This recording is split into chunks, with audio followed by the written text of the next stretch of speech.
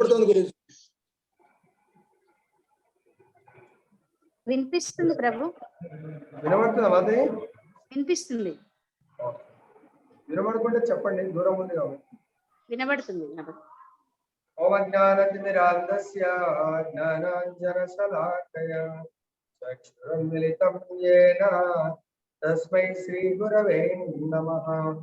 నమో విష్ణుపాదాయ కృష్ణభృష్టాయ భూతలే శ్రీమతే భక్తి స్వరూప దామోదర స్వామి. నమో విష్ణుపాదాయ కృష్ణభృష్టాయ భూతలే శ్రీమతే భక్తి వేదాంత స్వామినిధి నామిని. నమస్తే సరస్వతీ దేవి గౌరవాణి ప్రచారిణి నిర్విశేష శూన్యవాది పాశ్చాత్యాదేశకారిణి. జయ శ్రీ కృష్ణ చైతన్య ప్రభు నిత్యానంద శ్రీ అద్వైత గదాధర శివాస భక్త విద్యా.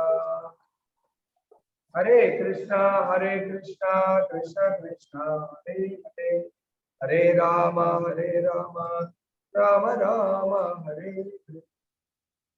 తంత్రాశ్రమ ఈ కీర్తనకు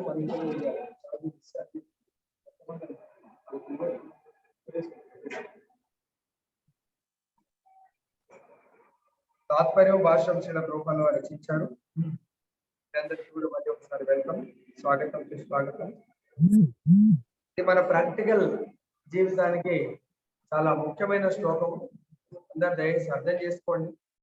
భక్తిమయ జీవితంలో ముందుకు వెళ్ళడానికి పరీక్షిత్ మహారాజు, శమీకముని, వాళ్ళ యొక్క కుమారుడు, ఈ ముగ్గురి లీల ఏదైతుందో చాలా చాలా మన జీవితాన్ని చాలా ముందుకు తీసుకెళ్ళినటువంటి, లేదా తప్పుగా అర్థం చేసుకుంటే జీవితం చాలా డౌన్ ఫాల్. ఎట్లయితే మనము కేదార్నాథ్ పోయినాం కదా, కేదార్నాథ్ ఫ్లైట్ లో పోయిన వాళ్ళు చాలా హాఫ్ అన్ అవర్ టక్కన వెళ్ళిపోయారు. నడుచుకుంటూ పోయిన వాళ్ళు 4 గంటలు పట్టింది, 5 గంటలు పట్టింది, 5-6 గంటలు పట్టింది. గుర్రాల మీద పోయిన వాళ్ళు వాడు 1 గంట 2 గంటలు తక్కువ. అట్లా అదే వెళ్తూ వెళ్తూ హాఫ్ అన్ అవర్ వెళ్తుంది చాలా బ్రహ్మాండంగా. కానీ వాతావరణం బాగలేని వాళ్ళ పరిస్థితి ఏముండే, అక్కడికి పోయి కూడా దిగకుండా మళ్ళీ వచ్చినే ఉండే. మనం వాడు చూసామాట, దిగకుండా మళ్ళీ వాపస్ వచ్చింది. ఇప్పుడు చూసారు ఆ రోజు ఏమైంది, పోయింది. మనం అనుకున్నాం పోయింది పోయినా,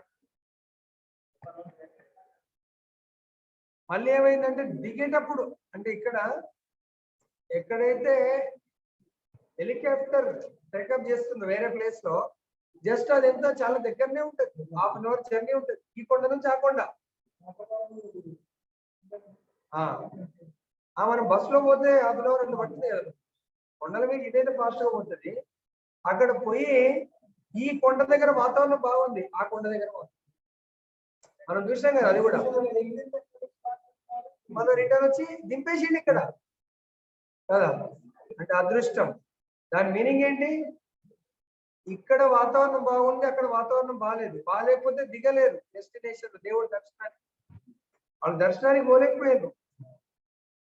కాబట్టి ఈ ముగ్గురి లీలలో కరెక్ట్ గా అర్థం చేసుకుంటే, ఇప్పుడు మనం వినేటప్పుడు బాగుంది.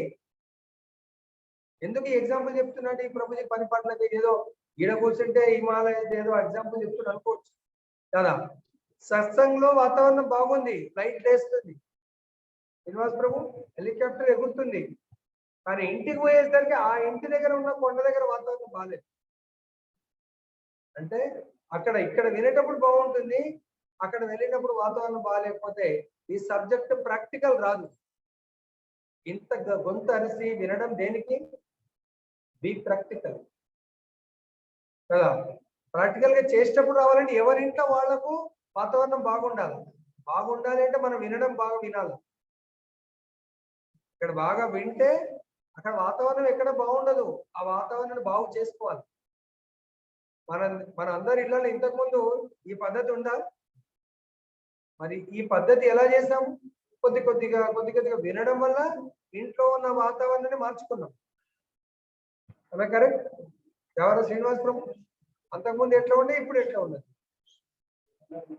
ఉన్న పనంగా ఎవరు మారిపోరు కదా అట్లా. కాబట్టి మనందరం కూడా చక్కగా వినండి. అందు గురించి అశ్రద్ధతో వింటే ఇక మనం వాడు ఫ్లైట్ నడిపేటోడు అశ్రద్ధతో నడిపితే ఏమైతుంది? వాడు చూసుకొని నడిపితే చెట్ల పోయి గుద్దుకొని మన వాళ్ళు ఎంతో మంది ఫ్లైట్ క్రాష్ అయిపోయి అవుట్ అయిన వాళ్ళు లేరా? అలా మన ముఖ్యమంత్రి ఉన్నాడు పాపం. వాతావరణం బాగుంది, ఫ్లైట్ క్రాష్ అయిపోయి కొండ కింద కొట్టుకొని ఇదైపోయింది. మరి అశ్రద్ధన ఏంటో మనకు తెలియదు. చెప్తున్నాడు అక్కడ వర్షం పడతలేదు, వాతావరణం పాడుగాలేదు. వాతావరణం పాడైందా? ఏమైందో తెలియదు, కానీ వర్షం పెద్ద తుఫాన్ కాదు, ఏం కాదు, ఆ ఫ్లైట్ క్రాష్ అయినప్పుడు. కాబట్టి మనం కూడా అశ్రద్ధతో వింటే మనకు సబ్జెక్టు అర్థం కాదు, మన వాతావరణము మారదు, ఫ్లైట్ దిగదు, భగవద్ దర్శనం కాదు. ఇంత కష్టపడుతుంది దేని కొరకు? భగవద్ దర్శనము, భగవంతుడి సేవ, భగవంతుడి సాంగత్యము. ఇంత కష్టపడుతుంది ప్రతిరోజు.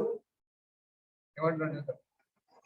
నరులలో ఉత్తముడైనందున శాపార్హుడు కాకున్నను పరీక్షిన్ మహారాజు శపింపబడుటను పుత్రుని ద్వారా ముని ఆకర్ణించను. సో కాబట్టి ఇక్కడ పుత్రుని అతడు ఏమాత్రం అభినందింపలేదు, పైగా జరిగిన దానికి మిగుల పశ్చాత్తప్తుడై అహో నా పుత్రునిచే ఎంతటి పాపకార్యం వరరింపబడినది, అల్ప తప్పిదమునకే ఇతడు గొప్ప దండనలు విధించినాడు అని వాపోయేది. కాబట్టి తల్లిదండ్రి అంటే అందరికీ చాలా ప్రేమ. అదేవిధంగా పిల్లలంటే కూడా తల్లిదండ్రులకు ప్రేమ ఉంటుంది, వైస్ వర్స. జనరల్ గా తల్లిదండ్రులకు పిల్లలంటే ఎక్కువ ప్రేమ ఉంటుంది. పిల్లలకు తల్లిదండ్రులు అంటే చిన్నప్పుడు ఉంటుంది, పెరిగిన తర్వాత కొంత ప్రేమ తగ్గుతుంది. ఎందుకు తగ్గుతుంది? వాళ్ళ దగ్గర ఉన్న ప్రేమ డిస్ట్రిబ్యూట్ అయిపోతుంది. అబ్బాయి అనుకోండి,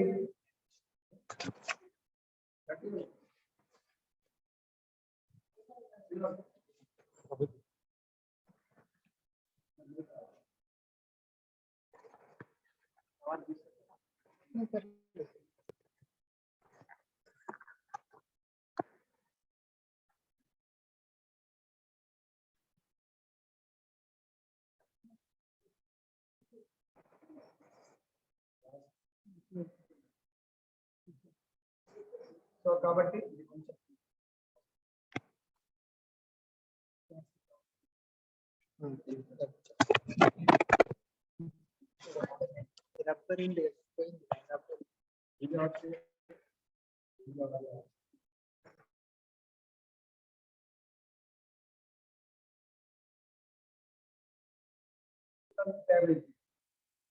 కదా మా వాళ్ళు ఇద్దరు, వాళ్ళ అబ్బాయి వాళ్ళ అన్నయ్య కొడుకులదే ఈరోజు ఉన్నది స్టోరీ అంతా.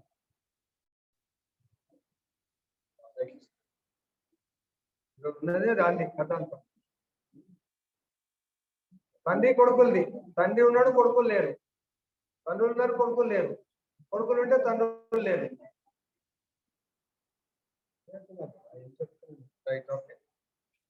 కాబట్టి ఇక్కడ బ్రాహ్మణుడు తన బ్రాహ్మణ పుత్రుడు చేసినటువంటి కార్యాన్ని ఆయన అభినందించట్లేదు. ఓకే, సో ఎందుకు అభినందించట్లేదు అంటే తన కొడుకు ఏదైతే తొందరపాటు చేశాడో ఆ తొందరపాటు పనిలో, అందుకే మనము జల్బాజీ లేకుంటే తొందరపాటులో ఏ డిసిషన్ తీసుకోవాలి. అందుకే పిల్లల పనిని ఏమంటారు? పిల్ల చేష్టాలంట కదా. చిన్నోడు ఆయన. చిన్న పిల్లల పనిని పెద్దోళ్ళు అప్రిసియేట్ చేయరు, అంటే చెడు పనిలో.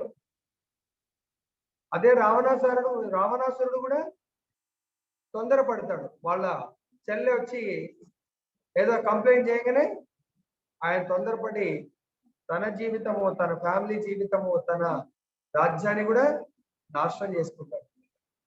కాబట్టి ఎప్పుడు కూడా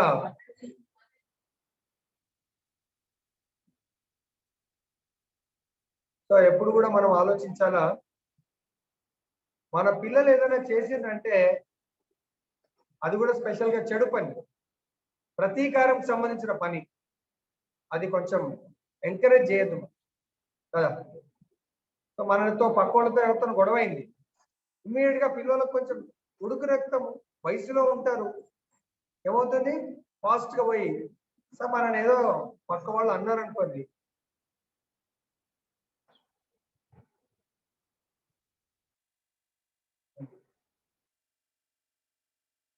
అట్లా ఎవరిని వాళ్ళ కుమారుడు శపించాడు, ఎవరైతే ఈ విశ్వాన్ని పోషిస్తున్నాడో, విశ్వాన్ని పరిపాలిస్తున్నాడో, కోర్స్ పోషించడం మాత్రం దేవాది దేవుడు భగవంతుడు, ఆయన ఆజ్ఞానుసారము ఆయన ప్రతినిధిలాగా ఆయన సేవకుడిలాగా ఎక్కడ కూడా పొరపాటు లేకుండా, ఎక్కడ కూడా తప్పిదం లేకుండా ఎవరిని ఏ విధంగా చూడాలా, బ్రాహ్మణులు ఏ విధంగా చూడాలా, తర్వాత క్షత్రియులు ఏ విధంగా చూడాలి, ప్రతి వర్ణ ఆశ్రమాన్ని ఆయన చక్కగా పాటిస్తున్నాడు. అటువంటి రాజు శిక్షకు అర్హుడు కాదు. కొన్ని చిన్న చిన్న తప్పిదాలు అనేది జరుగుతాం, అంత పెద్ద పరిపాలన చేస్తా ఉన్నాం, జరగవా? మన ఇంట్లోనే మీరు రోజు వంట చేస్తారు, రోజు ఒకటేలాగా టేస్ట్ అవుతుందా? కొన్నిసార్లు అదే సబ్జీ కొంచెం మిస్టేక్ కావచ్చు, అంత మాత్రాన హస్బెండ్ ఇష్టమని తిట్టి ఎడాబెడ వాయించుకోండి, ఇది ఓకే ఏం ప్రభుజీ? గోవిందరాం ప్రభు, రోజు టేస్ట్ కావాలంటే ఒక్కరోజు కావాలి, ఆమెకు ఆరోగ్యం బాగుండదు, కానీ వంట చేయాలా, మీరు వంట రాదాయి, మరి నిన్న మంచిగా చేసిన ఇలా మంచిగా లేదు, నేను తినకపోండి నడుస్తుందా? మా మామూలు మాతయ్య కూడా వింటున్నారు అనుకుంటా ఆన్లైన్ లో. అదే విధంగా ప్రతి చిన్న మిస్టేక్ ఎదుటి వారిని శిక్షించడానికి మనకు భగవంతుడు పర్మిషన్, కాబట్టి ఆయన బాధపడతాడు. ఏమంటాడు ఆయన? ఎటువంటి భక్తుడు అంటే, ఈ శమికముని ఏదైతే పొజిషన్ ఉండో ఆయన కంటే ఇంకా ఉన్నత పొజిషన్ ఉన్నాడు, కానీ తక్కువ పొజిషన్ లో ఏమాత్రము లేడు. బ్రాహ్మణుడు కాకపోవచ్చు, క్షత్రియుడు, కానీ ఆయన భగవంతుని సేవిస్తూ ఎటువంటి పొజిషన్కి ఎదిగిందంటే గర్భంలోనే దర్శించుకున్నాడు భగవంతుని. ఋషిమునులు వేల సంవత్సరాలు తపస్సు చేస్తే కూడా భగవద్ దర్శనం దొరకదు, అటువంటిది గర్భస్థ శిశువుగా ఉన్నప్పుడు భగవద్ దర్శనం చేసుకున్నాడు, భగవంతుడిచే రక్షింపబడ్డాడు. ఇంకా ఆయన పొజిషన్ ఎంత ఉన్నతమైన పొజిషనో అర్థం చేసుకోవాలి. కానీ ముని బాలుడికి ఏం తెలుసు? ఆయన క్యాలిక్యులేషన్ చాలా తక్కువ. మనందరం కూడా ఏ క్లాస్ లో చదువుకుంటున్నాం ఇప్పుడు మనం? ఎక్కడి ప్రభు, నేను క్లాస్ ఎక్కడి ప్రభు, నేను జాబ్ చేస్తున్నా అంటారు మా నేను మా పక్క కూర్చొని చూసారు కదా ప్రభు, ఆన్లైన్ లో నేను జాబ్ చేస్తూనే ఉన్నాను. మా ఇద్దరు ప్రభు ఆల్రెడీ రిటైర్ అయిపోయిన ప్రభు ఇచ్చేటట్టు జాబ్ అంటారు, పోయిన ప్రభు లింబాది కదా. కానీ ఆధ్యాత్మికంగా ఏ క్లాస్ లో ఉన్నాం మనము? నర్సరీ అయిపోయింది అనుకో, దీక్ష తీసుకున్నాడు కాబట్టి ఎల్కేజీలో ఉన్నాడు, అంతేనా? కాబట్టి మనందరం కూడా ఎల్కేజీ చదువుతున్నాం కాబట్టి పిహెచ్డి వాళ్ళ గురించి ఏం తెలుసు? Parikshit Maharaj PhD completed professor, ఆయన స్టూడెంట్ కదా, ఆయన ఈజ్ ప్రొఫెసర్. కానీ ఈ ముని బాలుడు అనుకుంటున్నాడు, ఆయన వేషాధరణ చూశాడు, క్షత్రియుడు రాజులాగా ఉన్నాడు కాబట్టి ఈయన నర్సరీ చదువుతున్నాడు, మన ఆయన ప్రొఫెసరు, నేను పిహెచ్డి అనుకుంటున్నాను అనుకొని ఆ అహంకారంతో ఆటోమేటిక్ గా ఏ మనిషికి అయితే అహంకారం ఉంటుందో, అహంకారం అంటేనే కనకరంలో ఏముంటది? అహంకారంతో పాటు కామక్రోధాలు మన వెంబడినే ఉంటాయి. అహమాకారం, నేను ఈ శరీరాన్ని అని ఎవరైతే అనుకుంటారో ఈ 6 రెడీగా ఉంటాయండి. చాలా మంచివాడు మా గోవిందరాం ప్రభు అని చెప్పేసి మీతో పాటు మీరు వద్దంటే కూడా సీట్లలో లేదు ప్రభు, పర్వాలేదు, పక్కకు అడ్జస్ట్ అయ్యి కూర్చుంటాం ప్రభు, నిలబడతాం ప్రభుజీ. కొన్నిసార్లు అంటారు కదా, ప్రభుజీ ప్లేస్ లేదు అంటే, లేదు నిలబడొస్తాం ప్రభుజీ అంటాం. అట్లా 6 శత్రువులు మీతో పాటు రెడీగా ఉంటాయండి. ఎక్కడంటే ఎప్పుడంటాయి? మీరు నేను శరీరాన్ని అనుకున్నాం, మీరు నేను శరీరం కాదు ఆత్మ అంటే వాడికి ప్లేస్ ఉండదు. ఏం రేపు కొన్ని బుల్లెట్లు వచ్చినాయి, ఏం ప్రభు దేవర శ్రీనివాస్ ప్రభు, ఒకటే సీట్ ఉంటుంది, వెనక వాళ్ళ వైపు కూడా సీట్ ఉండదు, ఒకటే సీట్ మీద నడిపిస్తుంది కదా, వెనక సీట్ ఉండదు, ఎవరికి అది స్టూడెంట్, వెనుక జస్ట్ వీల్ది ఏమంటారు అరే కానీ మాత్రం ఉన్నాయి అటువంటి. సో కొన్ని కార్లు వచ్చినాయి 2 సీట్లు, 1 సీట్ కూడా ఉండొచ్చు నేను అనుకుంటున్నాను, 2 సీట్లు. సో అట్లా వీళ్లకు ఎప్పుడైతే నేను ఆత్మ అన్నప్పుడు ఈ 6 శత్రువులకు స్థానం ఉండదండి, లేదా ఫిట్టింగే లేదు, ఉండే ఛాన్స్ లేదు. కాబట్టి ఇక్కడ ఈ శమికముని నేను ఆత్మ స్టేజ్ లో ఉన్నాడు, వాళ్ళ అబ్బాయి శరీరం స్టేజ్ లో ఉన్నాడు. పరీక్షిత్ మహారాజు ఆయన కూడా కంప్లీట్ భగవంతు, వీళ్ళేమో ధ్యానం చేసి మేము ధ్యానం చేస్తున్నాం అనుకుంటే ఆయన ధ్యానము క్షత్రియ చక్రవర్తి కర్మ చేస్తూ భగవంతుడి ధ్యానంలో ఉన్నాడు.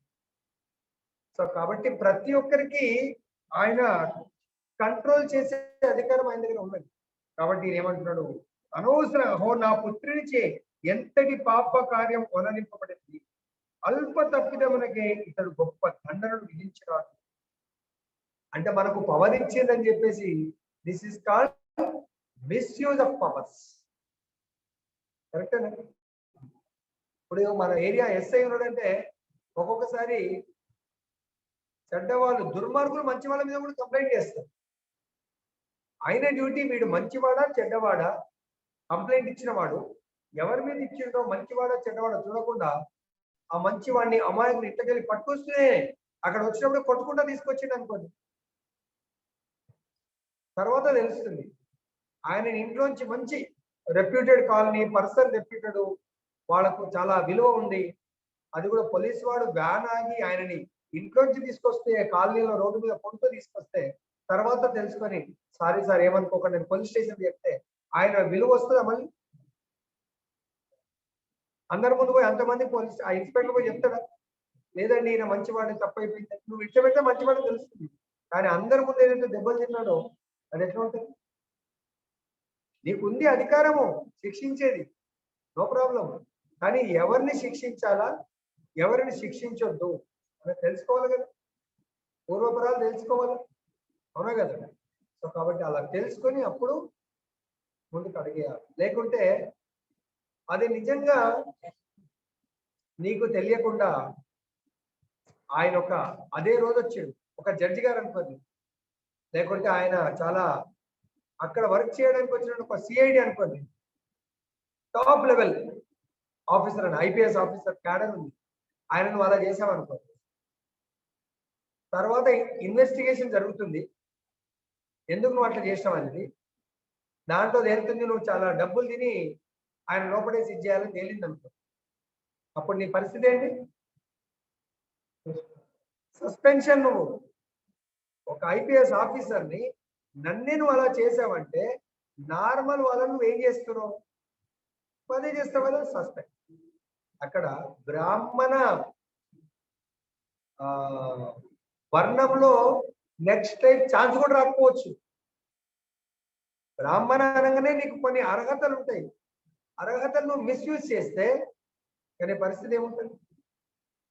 ఎవరైనా కూడా అంతే కదా, మనకున్న ఏమన్నా డిపార్ట్మెంట్ కానీ ప్రభుత్వం కానీ స్పెషల్ పవర్స్ మనకి ఇస్తే దాన్ని దేనికి ఇచ్చారు? ప్రాపర్ యూజ్ చేయమని. దాన్ని మిస్యూజ్ చేస్తే మనకు ఆ పదవి నుంచి తప్పించబడతాం మనం. కాబట్టి అందుకు ఇందాక ఏం చెప్పిన, ఫ్లైట్ ఎక్కి ఫాస్ట్ పోవడం ఈజీ ఉంటుంది, కానీ దాన్ని నిలబెట్టుకోవడం అనేది చాలా ముఖ్యమైనది. భక్తి గురించి వస్తుంది కదా, రోజ్ ఫ్లవర్ చాలా బాగుంటాయి కదా, తెంపేటప్పుడు కొంచెం కూడా ఏమాత్రము అశ్రద్ధ చేస్తే ముళ్ళు గుచ్చుతుంది. అందుకే రోజ్ ఫ్లవర్ తెంపని చిన్న పిల్లలకు చెప్పరు, 2-3 సంవత్సరాలు చెప్తారా, వాళ్ళకి ముళ్ళున్న విషయం తెలియదు. సో మామూలు చెట్లు కదా, కొమ్మను పట్టుకొని తెంపొచ్చు, దాన్ని ఇట్లా కొమ్మ పట్టుకునే లోపల ముళ్ళు గుచ్చుతాం, కొమ్మని ఇట్లా వంపి తెంపుదాం అనుకుంటారు, ఆ వంపే లోపల ముళ్ళు గుచ్చేసుకుంటారు చిన్నపిల్లలు. కాబట్టి భక్తి అనేది చాలా బాగుంటది, చాలా మంచి సుగంధమైనటువంటి రోజ్ ఫ్లవర్ లాంటిది, కానీ దాన్ని ఇష్టం ఉన్నట్టుగా మనం యూజ్ చేస్తే ఇష్టం ఉన్నట్టు బెండ్ చేయడానికి పోతే ఏమైతే ముళ్ళు. భక్తిని నీ ఇష్టానుసారము బెండ్ చేయడానికి పోతే శాస్త్రం ఏం చెప్తుంది? ఆచార్యులు ఏం చెప్తారు, దాని ప్రకారమే మనం ముందుకెళ్ళాలి. నీ ఇష్టానుసారం అంటే ముళ్ళు గుచ్చుతుంది భక్తిలో, వాతావరణం పాడవుతుంది, ఫ్లైట్ మళ్ళీ రిటర్న్ వస్తుంది. చాలా ఇంపార్టెంట్ ఎగ్జాంపుల్. ఆ తప్పిదానికి ఇతడు గొప్ప దండను విధించాడు బాపోతాడు. భాష్యం రూపాయలు రచిస్తాడు. రాజు నరులలో ఉత్తముడైనట్టి వాడు, అతడు భగవానునికి ప్రతినిధి వంటివాడు కనుక అతని ఏ కార్యములకును శిక్షింపబడరాదు. అనగా రాజైన వాడు ఏనాడును తప్పు చేయరాదు. దోషి అయిన బ్రాహ్మణ బాలునికి రాజు ఉరిశిక్ష విధించినను బ్రాహ్మణుడు వధించిన నేరానికి పాపమును ఉండబోదు. ఒకవేళ రాజుదే కొద్దిగా తప్పు అయినప్పటికీ అతనిని ఎన్నడూ శిక్షింపరాదు. చికిత్స ఎందని పొరపాటు చే ఒక వైద్యుడు రోగిని చంపినను అట్టి అంతకునికి ఎన్నడను మరణదండన విధింపబడదు. అట్టి ఎడ ధర్మాత్ముడును పవిత్రాత్ముడు అయిన పరీక్షిత్ మహారాజును కూర్చి నేరుగా చెప్పనేలా. వేద మార్గమునందు రాజైన వాడు రాజ్య పాలనము గావించుచున్నను రాజరిషి రీతిలో శిక్షణ గడపబడుచుండును. చాలా ముఖ్యమైన ఇక్కడ సందేశము. డాక్టర్తో పోల్చిండు. ఒక డాక్టర్ గైనకాలజిస్ట్ స్పెషలిస్ట్ అందరు మేడం ఉన్నారు, డాక్టర్ ప్రతిభ మేడం మాతాజీ. సో ఆమె ఎంతో మందికి సర్జరీ చేసి తల్లి బిడ్డలను రక్షించి ఎంతో మందిని డాక్టర్లను చేసింది ఆ మాతాజీ కదా. సో ఈ లోపల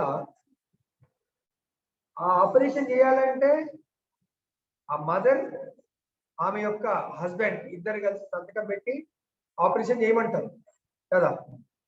ఆపరేషన్ థియేటర్లో వెళ్ళడము అంటే ఏంటి, తనను తాను సంపూర్ణంగా శరణాగతి ఎవరికి, సర్జరీ చేస్తున్న డాక్టర్.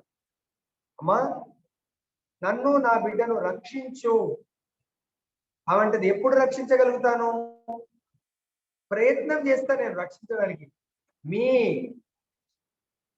హస్బెండ్ ఇంకా మీ అమ్మ నాన్న ఎవరన్నా సంతకాలు పెట్టాలా.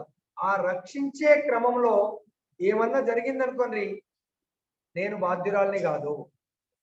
అంతేనా, తీసుకుంటారా సంతకం మాతాజీలు? ఆపరేషన్ థియేటర్లకు పోయినప్పుడు సంతకాలు తీసుకుంటారా? ఎవరు మీ సంతకం తీసుకుంటారా బయట ఉన్నోళ్ళయా? మనం ఆల్రెడీ ఉండనే ఉండమా, ఉన్నోళ్ళ సంతకం తీసుకుంటారు. ఎందుకంటే చెప్పలేము ఎవరైనా వెళ్ళిపోతే. కాబట్టి ఉండేవాళ్ళు రేపొద్దున మమ్మల్ని ఏమీ అనకూడదు అని సంతకం తీసుకుంటారు. కాబట్టి రక్షిస్తారు. ఆ రక్షణ క్రమంలో బై ఛాన్స్ ఏమన్నా జరిగిందంటే తల్లి బిడ్డ కూడా వెళ్ళిపోవచ్చు, బిడ్డ కూడా వెళ్ళిపోవచ్చు, తల్లి కూడా వెళ్ళిపోవచ్చు. కాబట్టి డాక్టర్ని కంప్లైంట్ చేసి ఆమెకి ఏదో శిక్ష పడేటట్టు చేయరు. కంప్లైంట్ చేసినా కూడా ఆమెను ఉరికమ్మ ఎక్కిస్తారా? ఎక్కియరు. అదే విధంగా గైనకాలజిస్ట్ కాదు, మన ఇంటి దగ్గర ఉన్న డాక్టర్, ఆయన ఆర్ఎంపీ డాక్టర్, ఆయన దగ్గరికి పోయినాం. ఆయన కూడా ఎంతో మంది చేస్తాడు అన్అఫీషియల్ గా, ఆయనకేం పర్మిషన్ ఉండదు. కానీ బై ఛాన్స్ మనం ఆయన దగ్గర పోయి అయ్యా ఇక అంత దూరం ఎవరు పోతారు అని డబ్బులు ఎవరు పెడతారని మన కాలనీ మన పల్లెటూరులో ఉన్న డాక్టర్తో చేయించాం. తల్లి బిడ్డగా చనిపోయారు. అది కూడా లేక అసలు ఎన్నో రోజులు వెయిట్ చేయగా సంతానం ఇద్దరు ఎగిరిపోయింది. ఏం చేస్తాం? కంప్లైంట్ ఇచ్చాం. కంప్లైంట్ బుక్ అవుతుందా కాదా? ఎందుకైతుంది?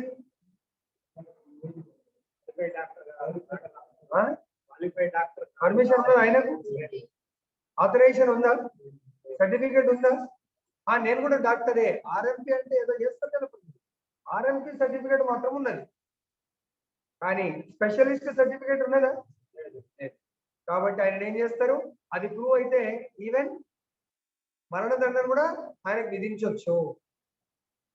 అదే గైనకాలజీ స్పెషల్ డాక్టర్ విధిస్తారా? కాబట్టి ఇక్కడ Parikshit Maharaj bona fide authorized from whom? Authorized person. ఎవరి నుంచి వచ్చింది ఆ పవర్? తన తాతగారి నుంచి వచ్చింది. బోనఫైడ్ పర్సన్ నుంచి. అర్థమైందా? సపోజ్ మీ హెచ్ఎంకి అపాయింట్మెంట్ సీఎం ఇస్తారా?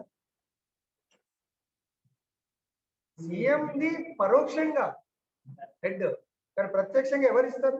మీరే హెచ్ఎం అవుతారు అనుకోండి. మీ హెచ్ఎం లీవ్ పెట్టిండు, మీరే సీనియర్. సో మీకు Bhargava Prabhu, so you look after as HM duties. DO గారు. డిఓ ఎవరి ప్రతినిధి?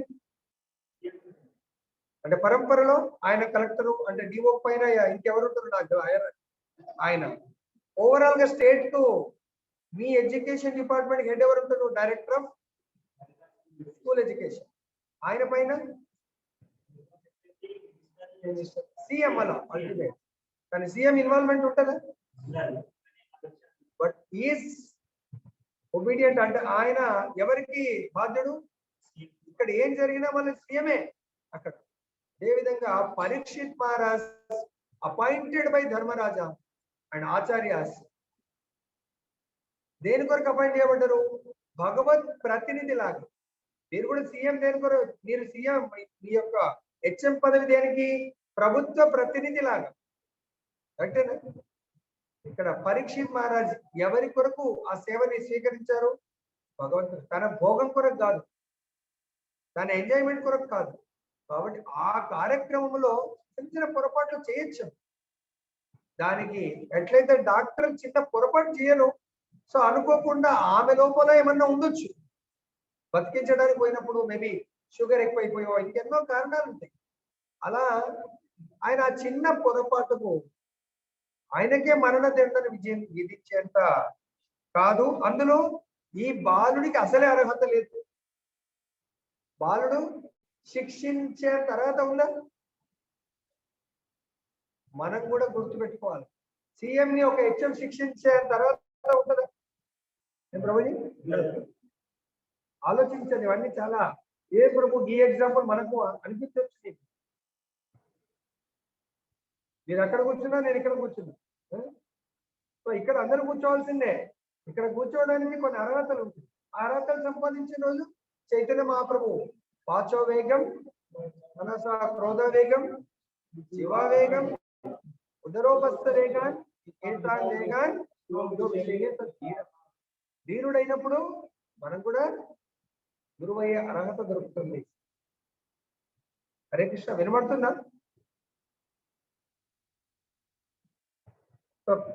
కాబట్టి ఇక్కడ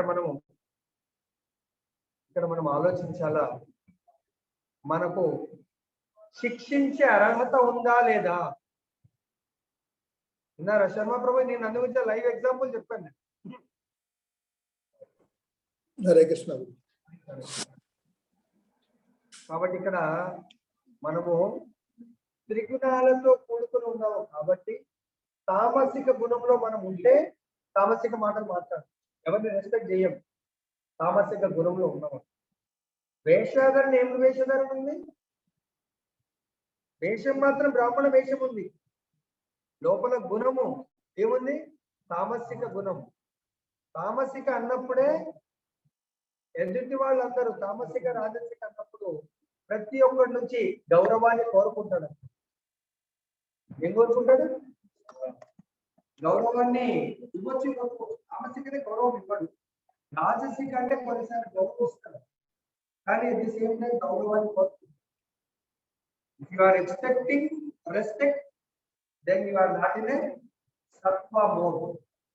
సత్వగుణంలో ఉన్నవాళ్ళు చైతన్య మహాప్రభు ఫార్ములాని పాటిస్తారు. ఏ ఫార్ములాని?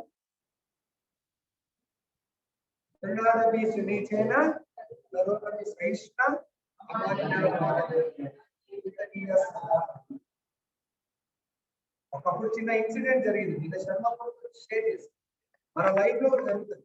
ఆ ఇన్సిడెంట్ కూడా ఈయనే ఉంటుంది. అంటే వాళ్ళు అప్పుడు పెద్ద డిపోటీ కాదు, సేమ్ బ్రాహ్మణ వాళ్ళు. నేను కూడా బ్రాహ్మణ కాదు, మామూలు సేమ్ ఇన్సిడెంట్. అంటే మనకు ఎదుటి వాళ్ళని శిక్షించే అర్హత ఉందా లేదా చూసుకోవాలి. మా అబ్బాయి క్రికెట్ ఆడుతూ ఉన్నాం, నిన్న శర్మ ఇక్కడ సందర్భం వచ్చింది. క్రికెట్ ఆడుతూ ఉన్నాడు ఇద్దరు. సో ఒక గురువు దగ్గర నుంచి ఇంకో గురువు దగ్గరికి ట్రైనింగ్ వెళ్ళిపోయారు. వేరే అకాడమీ ఇన్స్టిట్యూట్ మారాము. అక్కడ మారినప్పుడు ఆ పాత గురువు పట్ల ఏమంటారు, పాత గురువు పట్ల కామెంట్ చేసింది. పిల్లలకన్నా జోక్ చేస్తాం, సీరియస్ మ్యాటర్ కూడా కాదు. కానీ ఎవరు పిల్లలు ప్యాషన్ అయిపోయింది సార్ల మీద. సార్ వెళ్ళిపోతే జోక్ చేస్తాం, క్లాస్ టీచర్ కానీ ఆ సార్ బయట పోగానే స్టార్ట్ అవుతుంది జోక్. సో ఇంకోసారి వచ్చే వరకు కామెంట్ చేస్తాం. అలా ఏమైందంటే వీళ్ళు పిల్లలు కామెంట్ చేస్తారు. మరి మా నితాయి చేసేటది తెలియదు. వేరే పిల్లలు ఏం చేసేది అక్కడ కూడా ఆయన చెప్పేసి ఇప్పుడు ఆయన నితాయి ఇంతవరకు అనుకోకుండా నేను ఎందుకు వెళ్ళాను. వెళ్తే ఆ సార్ చాలా నమస్తే సార్ అంటే, ఏం నమస్తే సార్, మీరేదో నామం గీమం పెట్టుకుంటారు, చాలా మంచివాళ్ళు, అది మీరు బ్రాహ్మణులు, అది ఇదని మీరు చాలా ఎంతో రెస్పెక్ట్ చేస్తే మీ పిల్లలు ఏంటి సార్ ఇట్లా ఘోరంగా ఇట్లా అన్నదంట ఇది అనొచ్చా సార్ అని. ఆయన మన టెంపుల్లో పూజారి కాదు, లేకుంటే ఇంకేం సన్యాసి కాదు, క్రికెట్ నేర్పించే గురువు, బట్ గురువు.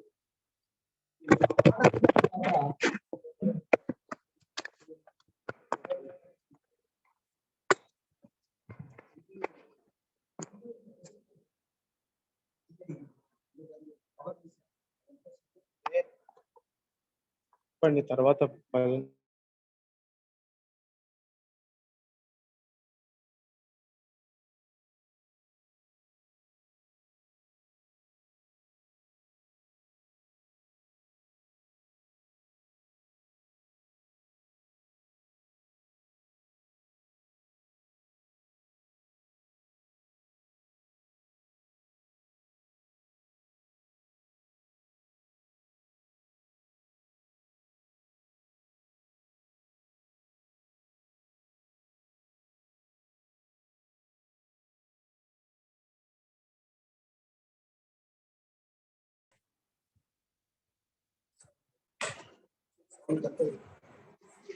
సౌండ్ తక్కువ.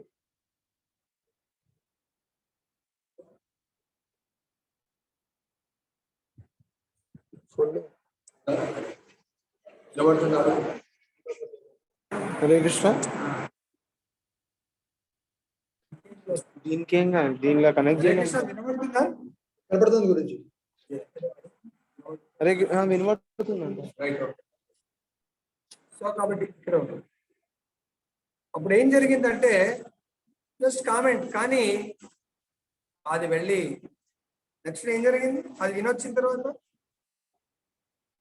ఆ సార్ని జస్ట్ జోక్, మరి వీడు అన్నడా లేదా కూడా తెలియదు, పిల్లలు మాత్రం అక్కడ చెప్పింది. ఏం జరిగింది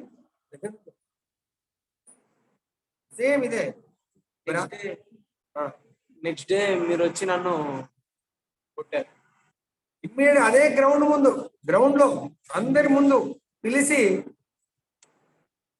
ఇంకా నాకెందుకంటే ఒక గురువుని మనం కూడా ఒక 10 మంది గైడ్ చేసే పొజిషన్ లో ఉన్నప్పుడు మన కొడుకే ఇంకో గురువుని కామెంట్ చేస్తే ఇక మనం ఎదుటి వాళ్ళకు ఏం ఆదర్శంగా ఉన్నట్టు. అందరి ముందు రేపొద్దు ఇంకా వేరే పిల్లలు కూడా అటువంటి లూజ్, వేరే టీచర్స్ కూడా ఉన్నారు, క్రికెట్ టీచర్స్. అప్పుడు ఈయన పనిష్మెంట్ అంటే ఆయన కొట్టడం జరిగింది. కొట్టడమే కాదు, ఇమ్మీడియట్ గా అడికెళ్ళి ఆ సార్ దగ్గర తీసుకెళ్ళడం జరిగింది. ఏ సార్ మీద కామెంట్ చేశారు వెళ్ళి సారీ చెప్పేయడం కాదు, అసలు క్రికెట్ లో అయితే కాలు మొక్కేది ఉండదు జనరల్ గా. ముందు కాలం మేము నేర్చుకున్నప్పుడు కాలు మొక్కుతుండే, ఈ కాలంలో ఎవరు కాలు మొక్కట్లేదు. ఇంతే నమస్తే సార్ లేకుంటే ఇట్లా. కానీ వెళ్ళి ఫిజికల్ గా కాళ్ళు మొక్కు, వీడు కాన్షియస్ ఒప్పుకోవట్లేదు, ఎందుకు ఇది తప్పు చేయలేదని వాడుకున్నది. అర్థమైందా? నిజంగానే తప్పు చేయలేదంట. ఆ మాటలు ఆయన ఏదైతే నాకు మాటలు చెప్పాడో ఆ మాటలు అనలేదండి ఎవరు నితాయి. కానీ వాడు చెప్పటము, ఆ గురువు మనసులో బాధ ఉంది, వీళ్ళని ఇంత ప్రేమించినాము, ఇంత చేసినాము, నన్ను ఇలా కామెంట్ చేస్తాడా అని. మరి ఆయన లోపల ఉన్నటువంటి బాధని తొలగించాలంటే అది ఎన్నో రోజులు అట్లనే ఉండిపోతుంది. మన వల్ల ఒక వ్యక్తి బాధపడుతున్నట్టే కదా, తీసుకెళ్ళి ఇమ్మీడియట్ గా ఆయన పాదాలకు ప్రణామం చేపించి ఫాదర్ ప్రమాణం చేసి ఆయన ముందు కూడా ఎడపడి ఆయన ఇంకొకసారి ఇలా జరిగిందంటే మొత్తం క్రికెట్ క్లోజ్ చేస్తాను అని చెప్పి. అప్పుడు ఆయన ఏమంటుంటాడు, లేదు సార్ ఎందుకు చేపిస్తారు సార్ ఇట్లా, పర్వాలేదు సార్ అంటే ఎవడు ఊహించాడు, కాలేజ్ దండం పెట్టించేది కొద్దిసారి చిన్నపిల్ల. అప్పుడు ఆయన లోపల నుంచి బాధ వెళ్ళిపోయి, లేదు సార్ పర్వాలేదు సార్, పిల్లల్ని మరీ అంత ఘోరంగా చేయదు, చాలా మొక్క పర్వాలేదు సార్. జస్ట్ ఆ ఒక్క యాక్షన్ వల్ల ఒక వ్యక్తి మనకు విరోధి అనేది తప్పించుకున్నాం. ఒక భక్తుడికి అజాత శత్రువు, ఎవరు శత్రువు ఉండకూడదు. అటువంటి భక్తుడిని మాత్రమే వైష్ణవుడు అన్నారు. జీవితంలో మనకు ఎవరి పట్ల శత్రుత్వం ఉండొద్దు. మనకు తెలియకుండా వాళ్ళు శత్రుత్వాన్ని పెంచుకుంటే వాళ్ళ కర్మ. అర్థమైంది? సో కాబట్టి అప్పుడు ఇమ్మీడియట్ గా ఇతయి కోపం వచ్చింది. చిన్నోడే, ఎందుకు నాన్న నా తప్పు లేకుండా ఇలా ఎందుకు చేయించింది. ఇప్పుడు ఆయన రియలైజేషన్ ఇప్పుడు అంటున్నాడు, నాన్న మీరు ఆ రోజు చేసింది చాలా కరెక్ట్ పని నాన్న. ఎందుకు ఇప్పుడు మెచ్యూరిటీ వచ్చింది, ఇప్పుడు శాస్త్రం తెలుసుకుంటున్నాడు, విన్నాడు. కాబట్టి ఆ ఒక్క ప్రణవం ఎనియం తప్పు లేదు అనుకుందాము, సార్ మీకు దండం పెడతారు, నాకు ఫ్యూచర్ కొరకు ఆశీర్వదించండి అని ఆయన కాలు మొక్కితే తప్పు. హరే కృష్ణ. ఏ గురువు కన్నా రోజు మనం అనంత కోటి వైష్ణవులందరికీ వాంఛాకల్పతరుభ్యశ్చ కృపా సింధుభ్యేవచ పతితానాం పావనేభ్యో వైష్ణవేభ్యో నమః. అనంత కోటి వైష్ణవులందరికీ సాష్టాంగ దండవత్ ప్రణామం చేస్తున్నాం. కానీ ఆయన కాలు మొక్కితే తప్పేమో ఇప్పుడు అనిపిస్తుంది ఆయనకు, సరే కరెక్టేనా, తప్పేం లేదు ఆయన పోయి కాలు మొక్కడం వల్ల. ఈ రోజు వీడు పోయి నాకు ఎక్కడ కనబడితే కూడా ఎరా నిందాయి బాగున్నావు అంటాం. ఆ రోజు కాలు మొక్కు వీడా, సపోజ్ వీడు కనబడితే పక్కోళ్ళ కంటే వాడు చాలా దుర్మార్గుడు అండి. ఈ రోజు ఆ మాట అనే ఛాన్స్ ఉంది ఆ సార్కు. చాలా మంచి పిల్లలు వాళ్ళ, ఎందుకు వీడిని చూడండి అదే ఇన్సిడెంట్ గుర్తొస్తుంది. వీడు ఏదైతే వీడి మీద వేరే వాళ్ళు చెప్పారు అది గుర్తురాదు. ఇక చాలా మంచి పిల్లలు. ఆ సార్ కూడా ఎంత మంచోడు, కొడుకు ఎందుకు మంచోడు అంటే మళ్ళీ రీజన్, అరే వాడు అన్నాడో నాకు తెలియదు కానీ వాళ్ళ సార్ వాళ్ళ నాన్న తీసుకొచ్చి కాలు మొక్కించింది. మరి ఈ ఆపర్చునిటీ నీకు దొరుకుతుండే. కాబట్టి మనం ఇతరులతో శత్రుత్వం, మిత్రుత్వం లేకున్నా పర్వాలేదు, శత్రుత్వం మాత్రం ఉండకూడదు ఎవరితో. అందులో వైష్ణవులు అన్నప్పుడు 100% ఏం చేయాలి. అందువల్ల నేనేం చేసిన, అరే ప్రభుజీ మీరు ఇలా చేయొద్దు అన్నారు, అవునా. అయినా కూడా ఇక వాళ్ళ కర్మ అన్నారు. ఆఫీస్లో కానీ ఎక్కడైనా కూడా ఓకే. మనం ఇప్పుడు అర్థమైందా రాజేష్ ఎందుకు చెప్పినాడు, వాళ్ళ కర్మ. ఇక ఆయన రెస్పాండ్ కాలేదు, ఆయన కర్మ బాలేదు. 10 సార్లు చెప్పిండు, ఒక మనకంటే ఏజ్ లో పెద్ద, పొజిషన్ లో పెద్ద, అన్నిట్లో పెద్ద ఉన్నవాడు చెప్పినప్పుడు మనకు రెస్పాన్స్. వాళ్ళ ఫ్రెండ్ రెస్పాండ్ అయ్యిండు, ఆయన రెస్పాండ్ కావాలంటే ఆయన లోపల ఇమ్మీడియట్ గా, అంటే ఈ పెదవులతో మాటలు చెప్పొద్దు. ఎవరి గురించైనా మంచి చెప్తున్నామంటే ఆ మంచి చిరస్థాయిగా ఉండాలి. వాళ్ళు చెడు చేసినా నిజంగా అనుకోకుండా నీ మంచి ఎంత స్ట్రాంగ్ ఉండాలంటే చెడు అనే వైరస్ ని తొలగించేట్టుగా ఉండాలి. నువ్వు 6 నెలలు మంచి చెప్పి ఒక్కరోజు మనుషులు ఎప్పుడైనా నోటి నుంచి చెడు కానీ లేకపోతే ఏదైనా మాట్లాడొచ్చు. 6 నెలల మంచి ఎక్కడ పోయింది, 6 సంవత్సరాల మంచి ఎక్కడ పోతుంది, జీవితాంతం పెళ్లి చేసుకొని 20 ఏళ్ళ మంచి ఎక్కడ పోతుంది. ఒక్కరోజు ప్రభుజీ తిట్టగానే ప్రభుజీది 20 ఏళ్లలో మొత్తం భూతత్వం వేస్తా ఉంటుంది. 20 ఏళ్లలో నాకు ఏమేమి చెడు చేసేటో మా ప్రభుజీ దేవర శ్రీనివాస్ ప్రభుజీ, అమ్మ మీ ఎవరి ప్రభుజీ మా ప్రభు సంగతి. మరి నిన్నటి వరకు మా ప్రభుజీ దేవుడు అని చెప్పినావు, ఈ రోజు మీ ప్రభుజీ అని లిస్ట్ అంతా ఎందుకు తీస్తున్నావు అమ్మా? ఏం ప్రభు చెప్పొచ్చు అట్లా? ఇదే నాలుక కదా గ్లోరిఫై చేసినాము. ఇదే నాలుక అంటే 2 పాముల కదా 2 నాలుకలు ఉన్నట్టు మనకు కూడా 2 నాలుకలు ఉండొచ్చా? పోయిందరా ప్రభు? ఈ నాలుక 1 వేనే ఉండాల. 1 వే అంటే స్తుతించడమే ఉండాల. పరనింద, నిందించడం అనేది ఉండొద్దు. అర్థమైందా? అందరికి ఒకటే నాలుక ఉండాల. 2వ నాలుక అంటే నీ లోపల నిందించడం, స్తుతి ఒకటే ఉండాల ఎవరినైనా కానీ. ఈ సృష్టిలో ఈవెన్ నాగుంపాము కూడా మంచిదే. నాగుంపం విషమే లేకపోతే మనకు కొన్ని విషపూరితమైన మందులు తయారు చేయలేము. ఎందుకు దానికి కూడా అందు గురించి ఇచ్చాడు భగవంతుడు. పాము లేకపోతే కప్పల్ని ఎవరు తింటారు? సమతుల్యం కొరకు సో దాని వల్ల కూడా ఎన్నో అడ్వాంటేజెస్ బయాలజికల్ సైకిల్. సైకిల్లో. కానీ మనిషికి మాత్రం 2 నాలుకలు పెట్టలేదు. అంటే లోపల కొన్ని నాలుక ఉంటుంది, దాని పర్పస్ కొరకు అది పెడతాడు. మనకు కేవలం నాలుక ఇచ్చింది భగవన్ నామం చేయడానికి, భగవంతుని స్తుతించడానికి, భగవద్ భక్తుల్ని స్తుతించడానికి, ప్రతి ఒక్క జీవి గురించి మంచి మాట్లాడడానికి ఇచ్చింది. అలా మీరు ప్రతి జీవి గురించి మంచి మాట్లాడండి. మంచి మాట్లాడితే మంచి చేస్తామండి ఆటోమేటిక్. యాక్షన్స్ ఏమైతే మాట్లాడతామో మన ఇంద్రియాలు దానికి ఒబీడియంట్ గా ఉంటే పని చేస్తాయండి. ఎవరైనా గట్టిగా తిట్టామనుకోండి, చెయ్యి ఆటోమేటిక్గా లేస్తాను. ఈయన గట్టిగా తిట్టున్నా అంటే చెయ్యి రెడీగా ఉంటుందంట. తిట్టినప్పుడు ఎందుకు రెడీగా ఉంటుందని గుర్తుపెట్టుకోండి. తిడుతున్నా అన్నప్పుడు వాడు మాటలు భరించలేక వాడు చెయ్యి లేపుతాడు అనుకోండి, ఈ చెయ్యి రెడీగా ఉంటుంది, రెడీ అవుతుంటదండి. చెప్పలేం, కాలు కూడా రెడీ అవుతుంటదండి దీనికి అనుకూలంగా. పోయిందిరా ప్రభు, కరెక్టేనా కాదా? లేకుంటే ఎదుటి వాళ్ళు నీకంటే తక్కువ. సపోజ్ స్పెషల్లీ మాతాజీ ప్రభుజీ ఫుల్గా ఒక లోడ్ లో ఉండి బాగా తింటున్నాడు అనుకో, ఆమె ఇట్లుంటదా? అయ్యా నువ్వు తింటా ఉండు, నేను పడుతూనే ఉంటాను. 10 మాటలు తింటే ఒక్కసారైనా మాట వస్తుంది కదా. ఈ చెయ్యి రెడీగా ఉంటుందంట. ఒక్క మాట అనని నేను చూస్తాయి కానీ నువ్వు 100 మాటలు తింటున్నావు, ఈ చెయ్యి ఎక్స్పెక్ట్ చేస్తాను ఒక్క మాట అన్న రాని, అప్పుడు చూస్తా. కరెక్టేనా గోవిందరా ప్రభు? చెయ్యి రెడీ అవుతుంటది. పాప మాతాజీలు వాళ్ళు కొట్టనిదే కొట్టలేరు, రివర్స్ ఒక మాట మాట్లాడితే చెయ్యి చేస్తారు. చెయ్యికి ఎవరు ఆజ్ఞిస్తున్నారు? ఈ నాలుకనే. అందుగురించి ఎదుటి వాళ్ళని నింద స్థుతి చేస్తే దానికి తగ్గట్టుగా మన బాడీ రియాక్ట్ అవుతాం. అదే ఎదుటి వాళ్ళని స్థుతించండి, లేస్తుందా? చెప్పండి శ్రీనివాస్ ప్రభు, రవి ప్రభు లేస్తుందా? ఎదుటి వాళ్ళని గ్లోరిఫై చేస్తుంటే కొన్ని సందర్భాలు లేస్తాయి. దేని కొరకు? ఆ గ్లోరిఫికేషన్ కు యాడ్ చేయడానికి లేస్తాయి. ఒకరు గ్లోరిఫై చేస్తామంటే మా దేవర శ్రీనివాస్ మాలేసి దీని కొరకు చేతులు లేస్తాయి కదా. వాళ్ళని శిక్షించడానికి లేవు. లేస్తే ఎవరి చేయి ఎవరి నోరు ఇది చేస్తారో వాళ్ళని భగవంతుడు కూడా రక్షించడు. భక్తుల్ని ఎవరైనా శిక్షించాలనుకుంటే భగవంతుడు కూడా రక్షించాడు. మళ్ళీ ఆ భక్తుడే రక్షించాలి కానీ నిన్ను ఈ ప్రపంచంలో ఎవరు రక్షించరు. కాబట్టి భక్తి ఎందుకు అక్కడ స్టార్ట్ చేసినా హెలికాప్టర్ ని ప్రభుజీ ఎక్కడెక్కడో ఎట్లనో పోతాడు, కేదార్నాథ్ పోతాడు, అటు ఇటు పోతాడు అనుకుంటున్నాం. శ్రీనివాస్ ఇక్కడ వచ్చింది అన్నాడు.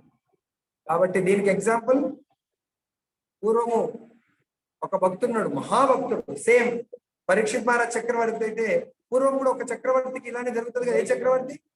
అంబరీష్ ప్రభు.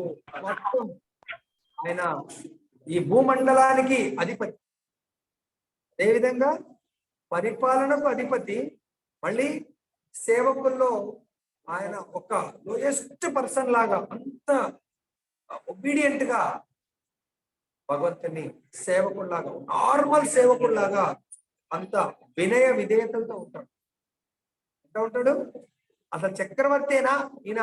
చక్రవర్తికి ఒక సైనికుడా కాదా అనే అంత ఒబీడియంట్ గా ఉంటాడు. ఎవరు? పరీక్షిత్ మహారాజ్, అంబరీష్ మహారాజ్. అటువంటి ఆయనని దుర్వాసముని, సేమ్ ఆయన కూడా బ్రాహ్మణుడు, ముని. కాబట్టి ఆయన వస్తాడు టెస్ట్ చేయడానికి. ద్వాదశి రోజు నేను వస్తున్నాను, ఆయనకు ఎప్పుడు కూడా 10,000 మంది శిష్యులు ఉంటారు. 10,000 మంది శిష్యులతో నేను భోజనానికి వస్తాను, నాకు అరేంజ్ చేయంటాను. స్నానం చేసి వస్తాను నదిలో. సో టైం అయిపోతుంది. అందుగురించి ఏకాదశి పారణ టైం చాలా ఇంపార్టెంట్. ఆ టైం లోపల తినాలి, లేకుంటే ఏకాదశి ఫలితం ఉండదు. సో ఈయన లేట్ చేస్తా ఉన్నాడు. అఫ్ కోర్స్ ఆయన కూడా ఏకాదశి ఉన్నాడు. ఆయన లేట్ చేస్తే ఆయన కూడా వేస్టే, ఫలితం ఉండదు. కానీ ఆయన ఎట్లనే కానీ నేనైతే భగవంతుని ప్రీత్యర్థం ఉన్నాను అని ఈయన రాజు కదా, ఋషుల్ని అడుగుతాడు, వాళ్ళ గురువు గారిని అడుగుతాడు, గురువు గారు మరి ఏకాదశి ద్వాదశి పారణ చేయమంటారా లేదా? మరి అతిథి వచ్చిండు, అతిథి కూడా చాలా మహాభక్తుడు, ఆయన గొప్ప ఋషి, కోపిష్. ఇప్పుడు అంటారు ఆ పారణ మీరు వాటర్తో చేయండి. పూర్వకాలము అందరూ నిర్జలతో వితౌట్ వాటర్. అది మామూలు. అది ఏకాదశి అంటేనే నిర్జల్ పూర్వకాలం, ఇప్పుడు కాదు. సో కాబట్టి నిర్జల్ వితౌట్ వాటర్, వాటర్తో బ్రేక్ చెయ్యు. అటు అతిథిని మర్యాద ఉల్లంఘించినట్టు కాదు, నీ ఏకాదశి భంగం కూడా కాదు. ఆయన త్రికాల జ్ఞాని. ఇక్కడ వాటర్తో చేయగానే ఆయన తెలిసిపోతాడు, ఉగ్ర రూపంతో వస్తాడు. అతిథి మర్యాదను ఉల్లంఘించావు, నువ్వు ఇంకా చక్రవర్తి ఉండడానికి నీకు ఇక్కడ అర్హత లేదు. అప్పుడు తన వెంట్రుకలోంచి బ్రహ్మ రాక్షసుని పుట్టిస్తాడు. సో అంతం చేయు అని చెప్పేసి ఆయన ఏం చేస్తాడు, ఎట్లాగూ ఈయన కోపం వచ్చింది. అప్పుడు భగవంతుడి నామాన్ని ఆశ్రయిస్తాడు. భగవంతుడి నామము భగవంతుడి కంటే చాలా గొప్ప రక్షణ కల్పిస్తుంది. భగవంతుడు ఫిజికల్ గా రావాలంటే ఆయన కూడా కల్పిస్తాడు. ఫిజికల్ గా రావాలంటే దానికి తగ్గ తపస్సు చేయాలి. కానీ భగవంతుని నామరక్షణలో ఉండాలంటే అంత పెద్ద తపస్సు అవుతుంది. భగవంతుని నామరక్షణకు తపస్సు అవసరం లేదు. భగవంతుని రప్పించాలంటే తపస్సు అంత ఈజీగా, ఖచ్చితంగా తపస్సు చేస్తేనే భగవంతుడు రాగలుగుతాడు. అందు గురించే కలియుగంలో చాలా సులభంగా భగవంతుడే సాక్షాత్ నామరూపంలో రక్షణ కల్పిస్తా అంటున్నావు. కానీ మనము ఆ రక్షణని ధిక్కరిస్తాం. ఏం ప్రభు, ధిక్కరిస్తామా? ఏడ ప్రభు నామం చేస్తున్నాం కదా ప్రభు, చేస్తున్నారా నామం? లైన్లోకి వచ్చింది ప్రభుజీ. సో కాబట్టి ప్రభుపాద ఒప్పుకున్నాడు చూడండి, అట్లా ఉండాలి, హానెస్ట్. సో కానీ మన ఆచార్యులు ఏమంటున్నారు, 1, 2తో స్టార్ట్ చేయండి, అక్కడే ఉండకండి. సంపూర్ణ ప్రొటెక్షన్ కావాలంటే 16 మాలలకు రీచ్ అవ్వ, లేకుంటే సంపూర్ణ, సపోజ్ ఎగ్జాంపుల్, అన్ని ఎగ్జాంపుల్ గుర్తొస్తాం. నదిలో కొట్టుకుపోతున్నాం మనం, ఆల్రెడీ అక్కడ ఒక తాడు ఉన్నది. ఎటువంటి తాడు ఉన్నదంటే దానికి 3 పొరలు ఉన్నాయి. ఆ పొరలు మరి మనల్ని కాపాడుతాయా లేవో తెలియదు. ఉండడం మాత్రం తాడు ఉన్నది, కానీ దీనికి 3 పొరలు మిగిలినాయి. ఆ 3 పొరలు తాడిని పట్టుకున్నాడు మా దేవర శ్రీనివాస్. 3, 4 ఎనిమాలలు చేస్తున్న రోజుకు 8 పొరలు ఉన్నాయి. అదే పక్కకు 16 పొరలు గట్టిగా సాలిడ్ ఉంది. కానీ ఈయన ఆ వెయిట్ చార్జ్ పక్కనే కదా, ఇది లాగేస్తుంది అని చెప్పేసి 8 పొరల మాలను పట్టుకున్నాడు. అదేమైతుంది, ఓకే బాగానే ఉన్నది, కానీ ఆ 8 పొరల మాల పట్టుకొని ఆయన ఇంకా ముందుకు వెళ్ళాలని చూస్తలేడంట. నీళ్ళంటే అందరికి ఇష్టం. నీళ్ళ ప్రభావం జర స్లో అయింది. మా గంగారెడ్డి ప్రభు తెలుసు, నీళ్ళలో జర ఆడుకున్నాం, ఒక చేత్తో పట్టుకున్నాడు, ఒక చేత్తో జర ఆడుకుంటున్నాడు. ఈ ఆడుకునే లోపల చిన్నగా సౌండ్ వచ్చిందంట. సౌండ్ వస్తే ఏమైంది, ఒక పొర పట్టుమన్నదంట. ఎట్లా అని చెప్పి అప్పుడు ఇటు కాన్సన్ట్రేషన్ చేశాడు. ఇటు కాన్సన్ట్రేషన్ చేసి ఏం చేసింది, ఆయన ఆ తెగిపోయిన పొరని ఇంకో చేతితో ముడేస్తున్నాడు కదా. మళ్ళా ముడేస్తే కొంచెం ఆగుతుంది, మళ్ళీ ఆట ఆడుతున్నాడు. మళ్ళీ ఏమైతుంది, మరి నీళ్ళంటే సంతోషం కదా, జర ఆట ఆడతాం. మీలో మళ్ళా 1, 2 పట్ అన్నాడు. ఆట అంటే అడిగి బొంబాయి పోయించిండు ఆయన. బొంబాయిలో జర ఆటలు మంచిగా ఉంటాయి, ఆటలు గేమ్స్ మంచిగా ఉంటుంది, ఫ్యాషన్ బాగుంటుంది కదా. పట్ బొంబాయి పోయించడం 4 మన ఎప్పుడు అయిందో తగ్గిన తెలియదు. పట్ 4 తాళ్ళు దారాలు దిగిపోయినాయి. కరెక్టేనా? కాబట్టి భగవంతుడు 16 మాలలతో కూడుకున్నటువంటి బందోబస్తు తాడిచ్చాడు. కానీ అది పట్టుకోవడానికి మనకిష్టం లేదు. రవి ప్రభు పట్టుకోవాలంటారా, లేకుంటే 2, 3 పొరలు ఉన్నది పట్టుకుంటే చాలా. కాబట్టి భగవంతుడికి ఏం నష్టం లేదు, కొట్టుకొని పోతాం మనమే. మనం అనుకుంటాం నేను 16 ఉన్నా కూడా గ్యారంటీ లేదు. 16 ఉంటే 2 చేతులతో పట్టుకొని అల్లనే ఉంటే ప్రవాహం ఎక్కువైతే కొట్టుకుపోతాం. వీలైనంత తొందరగా ఒడ్డుకు చేరాల. చెప్పొస్తుంది ఆ ప్రవాహం. పైన వర్షం పడ్డదంటే ఎక్కువ వస్తే ఇక మనం పట్టుకుంటే ఆగదు, ఇక జారిపోతుంది. కాబట్టి మనం పట్టుకోవడం కాదు, మనని పట్టుకునేటట్టు చేయాలి. కృష్ణుడు మనని పట్టుకోవాలి. 16 మాలల్ని ఎవరైతే ఉన్న తాడుని గట్టిగా పట్టుకుంటారో అది ఎక్కడ పట్టుకోవాలా? అలా అట్లా పట్టుకున్నటువంటి గ్రూప్ లో మనం ఉండాలి. అప్పుడు మనం రక్షింపబడతాము, లేకుంటే రక్షింపబడలేము. కాబట్టి ఇప్పుడు మీకు అర్థమైంది అనుకుంటా. బహుశా మనం ఏదైనా మిస్టేక్ చేస్తే బ్రాహ్మణ అదే ఆలోచిస్తున్నాడు ఆయన. అట్టి ఏడ ధర్మాత్ముడును పవిత్రాత్ముడు అయిన పరీక్ష మార్గం గురించి వేరుగా చెప్పనేలా. వేద మార్గమునందు రాజైన వాడు రాజ్యపాలన గావించునను రాజర్షపు రీతిలో శిక్షణ గర్భపడుచుండును. రాజ ఋషులు మనకు పదవులు పొందడం అందరికి ఇష్టమే, ఆ పదవి తగ్గట్టు శిక్షణ పొందడం కష్టం. ఏ ప్రభు, ఇలా కూర్చోవాలంటే చాలా ఇష్టం, బాగుంటుంది, అందరూ మాలేస్తారు, మంచిగా అందరూ ఆహా ఓహా అంటారు కదా. కానీ ఇక్కడికి సంబంధించినటువంటి శిక్షణ మాత్రము, నియమాలు మాత్రము చేస్తున్న ప్రభు అనొచ్చు, ఇంటికి పోయి పాటించకుండా. బ్రాహ్మణుడు అవడం అందరికి ఇష్టమే, బ్రాహ్మణుడి యొక్క లక్షణాలు నిరంతరం మెయింటైన్ చేయడం చాలా కష్టం. ఈజీయా? అంత ఈజీ కాదు. సో కాబట్టి ఇక్కడ దుర్వాసముని మెయింటైన్ చేయలేకపోయిండు.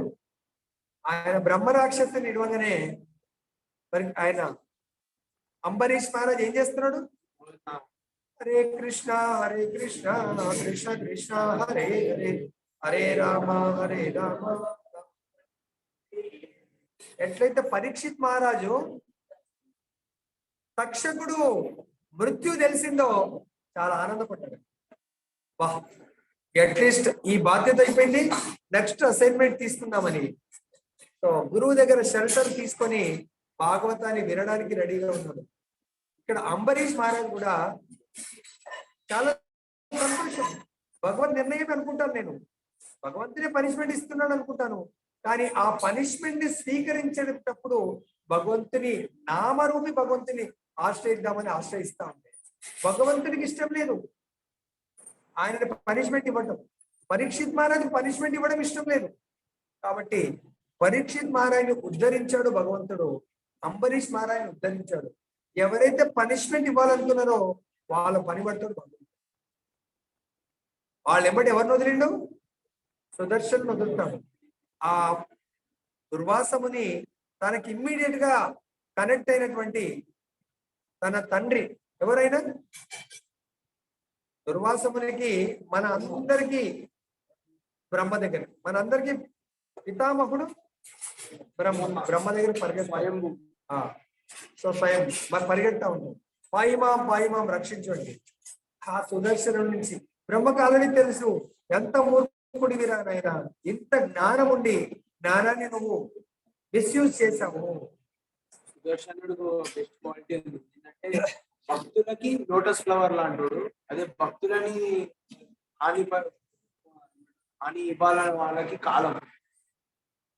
కాబట్టి ఇక్కడ బ్రహ్మ అంటాడు, నీ యొక్క జ్ఞానాన్ని నువ్వు తప్పుగా యూజ్ చేసావు, నీ పవర్స్ ని, కాబట్టి నేను రక్షించలేనంటాడు.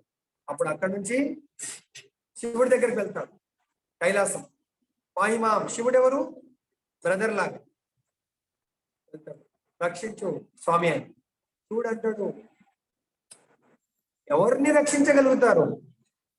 ఎవరైతే రాక్షసుల నుంచి శిక్షింపబడుతున్నారో వాళ్ళని రక్షిస్తారు. ఎవరైతే భగవంతుడికి ప్రీతిపాత్రుడైనటువంటి భక్తుడిని నువ్వు శిక్షించావు వితౌట్ ఎనీ రీజన్, నేను కూడా రక్షించలేదు. రక్షించాలంటే ఆయుధం ఏముంది ఆయన దగ్గర? సాక్షాత్ భగవంతుడి నామం ఉంది. ఆ భగవంతుడు కూడా శిక్షించలేడంట. ఇన్ కేస్ భగవంతుడు ఒకవేళ మాట ఇచ్చిన భగవంతుడు కూడా ఆయన శిక్షించలేడు. సో శివుడి దగ్గరికి వెళ్తే నేను రక్షించలేను అంటాడు. సాక్షాత్ భగవంతుడి దగ్గర పరిగెత్తాడు, స్వామి పాయిమాం రక్షించండి అంటాడు. అహం భక్త పరా, నేను కూడా నిన్ను రక్షించలేను. ఇప్పుడు భగవంతుడు ఒక్కసారి నీ రక్షణ నా చేతుల్లోంచి వెళ్ళిపోయింది. భగవంతుడు ప్రతి ఒక్కరిని రక్షిస్తాడు, కానీ ఎప్పుడైతే భగవంతుడి రక్షణ వలన నుంచి బయటకు పోతామో అప్పుడుగా భగవంతుడు రక్షించాడు. ప్రభు భగవంతుడి రక్షణలో ఉండాలంటారా వెళ్ళిపోవాలంటారా? థియరీ బాగుంది, ప్రాక్టికల్ బాగలేదు. ఏమన్నా కానీ అంటే ఇక్కడ మీరు అనుకుంటున్నారు ఏ నది ఇవన్నీ మా ప్రభు ఎగ్జాంపుల్ చెప్తారు అనుకుంటారు. ఎప్పుడు ప్రూవ్ అయితే తెలుసా? అవి మా ఫాదర్ది ప్రూవ్ అయింది. సాక్షాత్ స్వయంగా చూశాను.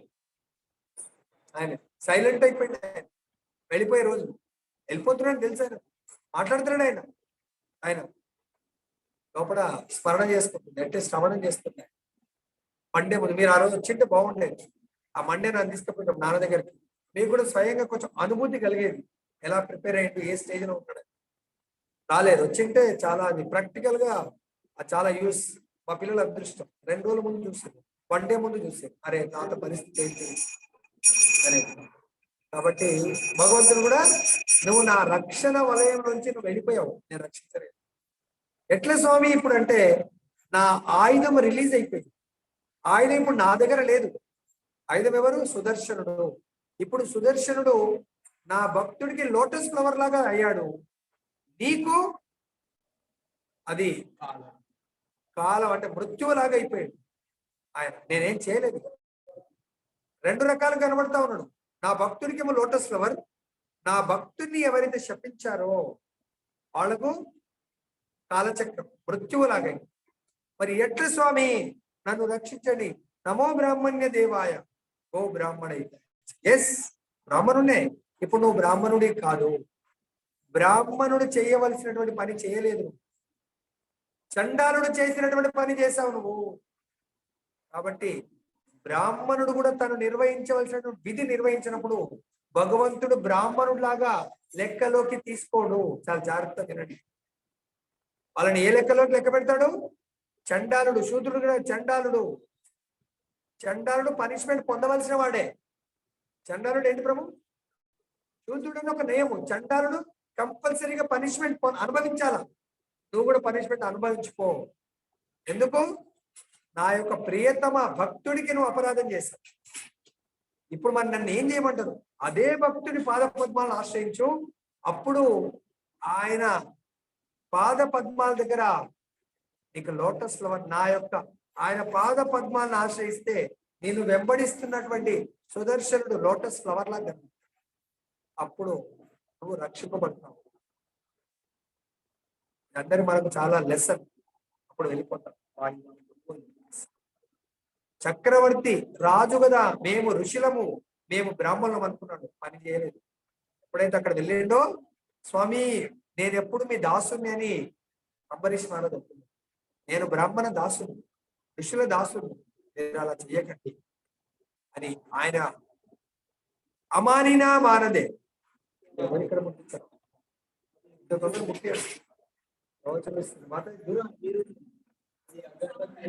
కాబట్టి దయచేసి గుర్తించుకోండి. ఎప్పుడైతే శరణాగతి పొందాడో సుదర్శనుడు శాంతించి తండ్రి ఆలోచిస్తున్నాడు, ఇంత గొప్ప అపరాధం చేశాడు, వీడికి ఎంత నష్టం జరగబోతుంది అని. రాజు యొక్క చక్కని రాజ్యపాలన ద్వారానే పౌరులు ప్రశాంతంగా భయరహితులై జీవించగలరు. రాజఋషులైన రాజులు తమను ప్రజలు భగవానుడితో సమానముగా గౌరవించే రీతిలో తమ రాజ్యం చక్కగా మరియు పవిత్రముగా పాలించని వారు. వేద నిర్దేశం ఇది కనుకనే రాజు నరేంద్రునిగా నరుల్లో ఉత్తముడుగా పిలువబడు. అట్టి పరీక్ష మహారాజు వంటి రాజును అనుభవశూన్యుడును దురహంకారియును అగు బ్రాహ్మణ బాలుడు తాను యోగ్యుడగు బ్రాహ్మణుని తేజమును కలిగి ఉన్నప్పటికీ ఏ విధంగా శిక్షింపగలడు? శమికముని అనుభవజ్ఞుడును సద్బ్రాహ్మణుడును అగుటచే. చూడండి, శమికముని అనుభవజ్ఞుడు సద్బ్రాహ్మణుడు. ఇతనికి ఎందుకు చేశాను? స్పోర్ట్స్ లో నేను అనుభవజ్ఞుడిని, దాంట్లో ఆరితేరిన వాడిని. తర్వాత బ్రాహ్మణుడు భగవంతుడి యొక్క శాస్త్ర జ్ఞానాన్ని కొద్దిపాటిగా నేర్చుకుంటున్న వాడిని. కాబట్టి ఆయన భౌతికంగా ఎదగాలంటే భౌతికమైనటువంటి ప్రతి గురువుని గౌరవించాలి. ఆధ్యాత్మికంగా ఎదగాలంటే ప్రతి ఒక్కరికి వంగి దండం పెట్టాలి. తల వంగాలి కానీ తల నేను అన్నప్పుడు ఆయన తల ఎత్తుకునే లేడు. తల దించుకున్నప్పుడే తెలియకుండానే తల ఆటోమేటిక్గా పైకి ఎత్తబడుతుంది. తల తనంతట తాను తల ఎత్తుకోవాలనుకున్న వాడి తల దిగుతుంది. అర్థమైందా? కాబట్టి ఈ ఎగ్జాంపుల్ అప్పుడు ఏదో అనుకున్నాము, ప్రతి మన జీవితంలో ప్రతి ఎగ్జాంపుల్ ని టాలీ చేసుకోవచ్చు. కరెక్టేనా? అంతే. మన తల మనిచ్చి మనం ఎత్తుకునేది కాదు, ఎత్తుకునేటువంటి కర్మ చేయాలి. ఎత్తుకొని నడిచేటువంటి కర్మ. ఎత్తుకొని ఎప్పుడు నడుస్తాం? తల దించుకొని ప్రవర్తన చేసినప్పుడు ఎత్తుకుంటాం ఆటోమేటిక్. మీరు టీచర్స్ కదా, రాష్ట్రపతి దగ్గర అవార్డు తీసుకోవాలంటే తల ఎత్తుకుంటారా, తల దించుతారా? తల దించినప్పుడు ప్రపంచంలో మీ తల ఎత్తబడుతుంది. తల ఎత్తినప్పుడు నిజంగా అవార్డు రాదు. గోల్డ్ మెడల్ రావాలంటే ఏం చేయాలా? ఏం ప్రభు, గిరి ప్రభు కదా. కాబట్టి మనం ప్రపంచంలో భగవంతుడితో దగ్గర చాలా ఉన్నతంగా కనబడాలంటే తల దించాలి. చాలా ఎగ్జాంపుల్స్ టైం సరిపోతుంది. కాబట్టి ఆయన అనుభవ భక్తుడు సద్భ్రమ ఉంచే తన దుష్టపుత్రుడు, చూసినా దుష్టపుత్రుడు, పుత్రుని పొగడట్లేదు, దుష్టపుత్రుడు కొనర్చిన కార్యమును సమర్థించటలేదు. నిజమైన బంధువు. రేపు పొద్దున మీరు కూడా తప్పు చేస్తే మీ ప్రభుజు మిమ్మల్ని మా ఆమని రాధిక అని పొగడాల్సిన అవసరం లేదు. తప్పు చేసినప్పుడు ఏం చేయాలా? ఎవరి పట్ల తప్పు చేసిందో వెళ్ళి ఆ తప్పుని క్షమించమని అడిగి తల దించుకోవాలా. ఎప్పుడైతే తల దించుతామో మళ్ళీ తల ఎత్తబడుతుంది. కరెక్టేనా? అవార్డు తీసుకునేటప్పుడు తల దించుతున్నాము, అవార్డు మెడల పడంగానే అప్పుడు అధ్యక్షుడు ఏమంటాడు? రాష్ట్రపతి ఇక్కడ రామా, నా పక్క ఫోటో దిగు అంటాడు. కరెక్టేనా? గురువు దగ్గర తల దించుకున్నప్పుడు భగవంతుడు అంటాడు, రా నా పక్కకు నిలబడు అంటాడు. భగవంతుడి దగ్గర తలెత్తుకుంటాం. ఎవరి దగ్గర తల దించుకున్నప్పుడు? గురువు దగ్గర. సో ఇది చాలా ముఖ్యమైన విషయం. ఎందుకంటే మీరు ఒక పాయింట్ గురువు అవసరం ఉన్నప్పుడు శిష్యుల్ని వంచిపిస్తాడు తల. అప్పుడు వంచిపించినప్పుడు ఏమైతే భగవంతుడి దగ్గర ఆయన తల ఎత్తవాడు. ఎత్తుడు కాదు, అవసరం అనుకుంటే నువ్వు ఏ గురువు దగ్గర తల దించావో ఆ దించినందుకు సాక్షాత్ భగవంతుడే ఆయన నీ దగ్గర తల దించుతాడు. అంత ఆయన వినమ్రంగా శిష్యుడికి, తన శుద్ధ భక్తుడికి ఎవరైతే తల దించి ప్రణామం చేస్తాడో ఆ ప్రణామం చేసిన వాళ్లకు భగవంతుడు ఆయన తల దించుకొని ఆయన దండం పెట్టుకుని ఆయన అర్థమైందా? సో ఇక్కడ మరి భగవంతుడు ఎంత గొప్పవాడు. కానీ మనము ప్రతి దగ్గర తలెత్తుకోవాలనుకుంటాం. ఏం ప్రభు, రాధాకృష్ణ ప్రభు, గురువు దగ్గర కూడా అట్లనే ఉండాలంటారా? ఉండొచ్చు, మీకు స్వాతంత్రం మీకుంది. మళ్ళీ రేపు పొద్దున ఇదేందా క్లాస్కి వచ్చినందుకు గురువు దగ్గర తల దించుకోమంటుండు ప్రభు. సో ఎన్నో ఎగ్జాంపుల్స్ ఉంటాయి. భగవంతుడు లోమస్స ఋషి దగ్గర పాండవులు తప్పు చేసినందుకు భగవంతుడు చెప్తాడు, మీరు ఆ తప్పుని మీరు సరిదిద్దుకోవాలి అంటే రక్షించడానికి కొరకు ఒక భక్తుని కోపం నుంచి శాంతింపజేయాలా, ఇంకొక భక్తుని రక్షించాలి అంటే భగవంతుడు కోపం చేసిన భక్తుడి దగ్గర ప్రణామాలు స్వీకరించాడు, తప్పు చేసిన భక్తుడి దగ్గర ప్రణామం చేస్తున్నాడు. ఎందుకు? వీళ్ళని రక్షించడానికి. కాబట్టి ఎప్పుడైనా గుర్తుపెట్టుకోండి, మనము నేను అనే అహంకారంతో ఎప్పుడు జీవించదు. భగవంతుడు ఇమ్మీడియట్ గా ఒకరి దగ్గర సాష్టాంగ దండవత్ ప్రణామం స్వీకరించాడు, ఇంకొకటి సాష్టాంగ దండవత్ ప్రణామం చేశాడు. అంత కంఫర్ట్ గా ఉండాలి, మనం ఫ్లెక్సిబుల్ ఉండాలి. భగవంతుడు అంత ఫ్లెక్సిబుల్ ఉంటున్నాడు, మనం ఉండొద్దా? భగవంతుడు ఈగో ఉండొద్దా? సుప్రీం పర్సనాలిటీ, అఖిలాండ కోటి బ్రహ్మాండ నాయకుడు, ఈగో ఉండొద్దు అంటున్నాడు భగవంతుడు. ఈగో ఉంటే కథమైపోయినట్టే. మనం శాస్త్రం ప్రాపర్గా అర్థం చేసుకోవాలి. ఏమంటాడు?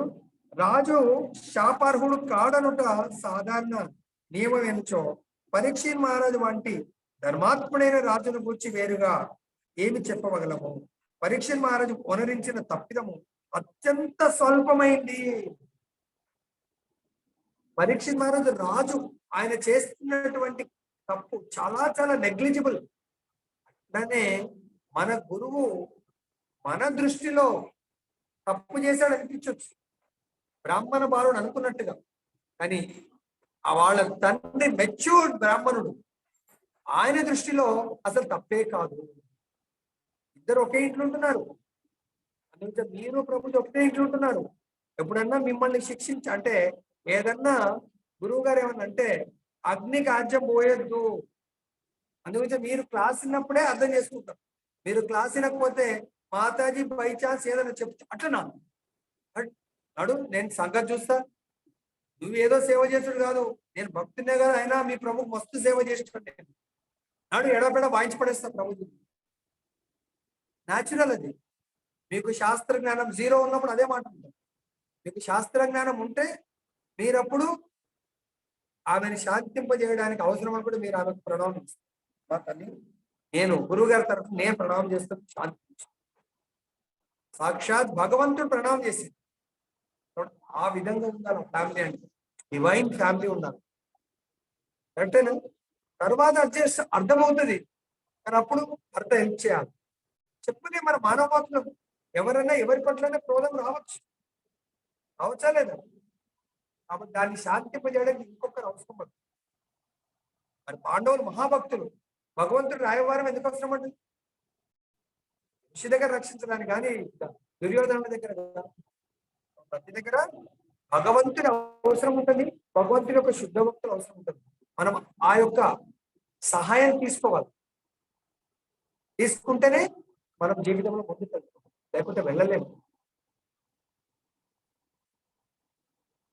అతనికి మరణదండన విధించడం అనేది నిత్యంగా శృంగికి గొప్ప పాపమే. శమిక ఋషి కొడుకు శృంగి, ఆయన ఉల్టా పాపం చేశాడు. ఇంకా మన తండ్రిని, మన భార్యని, మన భర్తని ఏదో రక్షించాలనేది షర్ట్ తిప్పదు. అర్థమైందా? ఆయన షర్ట్ అంటే ఆయన యొక్క తన తపోశక్తిని తని చంపించాలనుకుంది, ఇంకా పాపాన్ని తెచ్చుకుంటారు. ఇందాక ఎక్కడ నుంచి స్టార్ట్ చేసాం? అందు గురించే 2 నాలుకలు, ఒక విషపూరితమైన నాలుకని పెంచొద్దు, మనం కట్ చేయాలి. దాన్ని కట్ చేయడానికే నామం చేస్తున్నాం, కట్ చేయడానికే తపస్సు చేస్తున్నాం. వస్తుంటది ఇంకో నాలుక కూడా, ఒకటి స్తుతిస్తుంది, ఒకటి శపించడానికి. అప్పుడప్పుడు అంటారు కొంతమంది, నా నాలుక మంచిది కాదు, నా నాలుగకు మచ్చలు ఉన్నాయి, నా నాలుగతో అంటే జరుగుతుంది. ప్రభు జరుగుతుందా? కనుకనే జరిగిన దానికి సమీకముని విపరీతంగా చింతిస్తా ఉన్నాడు. చింతించి భగవంతుని ప్రే చేస్తాం. సమయం చాలా అయింది, మనం ఆర్తి దర్శనార్థి మనం ప్రారంభిద్దాం. సో ధన్యవాదాలు Prabhuji. Hare Krishna Mataji Prabhuji. So evening doubt, Hare Krishna. So Sharma prabhujis మాత ఈరోజు ఈవినింగ్ హైదరాబాద్ లో శివాలయంలో ప్రోగ్రాం లేదు, ఆన్లైన్ ప్రవచనం ఉంటుంది.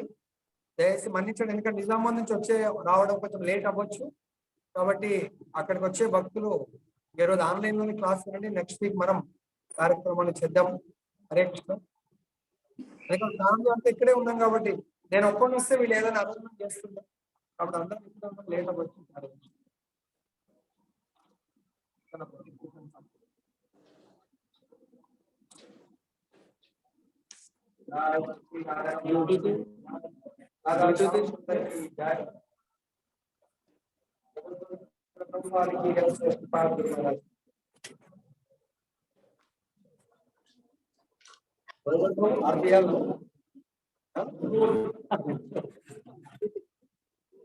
మరి ఇక్కడ రోజు మీ నుంచి మనం సేవ చేస్తే మళ్ళీ ఆ సేవ తీసుకోండి.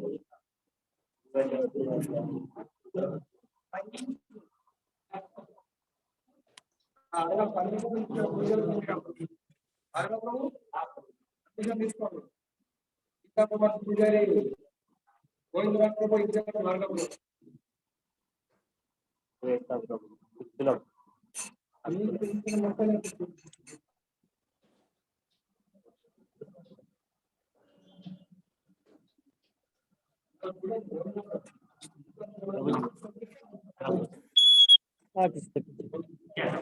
తీసుకుంటా ప్రభు.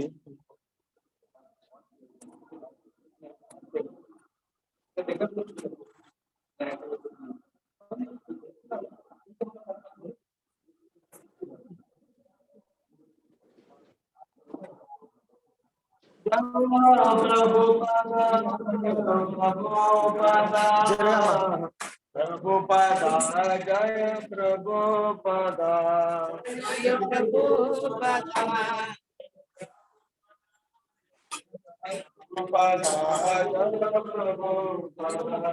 जय श्रीपदा जय श्रीपदा जय श्रीपदा